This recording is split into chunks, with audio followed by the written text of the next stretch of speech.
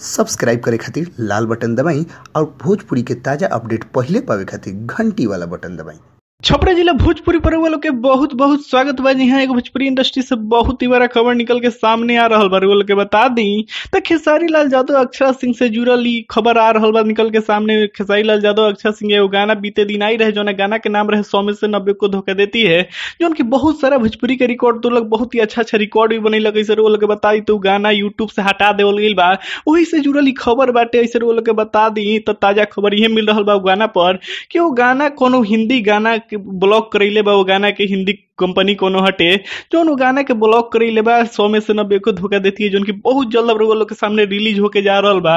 और तुरंत video song भी आई, एक खबर निकल के सामने आ रहा बा। इसे छपरा जिला भोजपुरी न्यूज बनैला कैसे रोल के बता दी तो खेसारी लाल यादव की गाना ऑडियो सॉन्ग काफी सुपर डुपर हिट भइल बा। लोग वीडियो सॉन्ग के इंतजार कर बा। इसे तो फिल्म में लोग वीडियो सॉन्ग देख ही ले बा, लेकिन एक बार फिर मोबाइल में देखे के चाहता वीडियो सॉन्ग जे कारण लोग इंतजार कर बा। बहुत ही अच्छा गाना बनल बा। इसे रोल के बता दी तो खेसारी लाल यादव के गाना चारों तरफ तो हल्का मचैले बा, चाहे भोजपुरी होके, चाहे बॉलीवुड होके, चाहे हॉलीवुड होके, हर जगह ये गाना बाजत रहे, जो उनकी रोज अच्छा रिकॉर्ड तुरंत रहे। लगभग 50 मिलियन चल गए रहे, लेकिन ब्लॉक करा देवल गई कोनो हिंदी कंपनी वो गाना के ब्लॉक कैले बा, जो उनकी बहुत जल्द छूटे वाला बाटे। अब बहुत जल्द खेसारी लाल यादव के गाना वो लोग के सुने के मिली, वीडियो सॉन्ग भी वो लोग के सुने के मिली।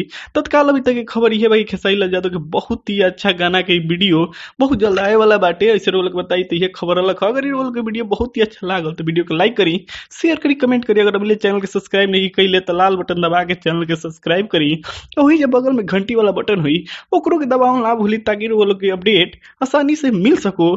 धन्यवाद।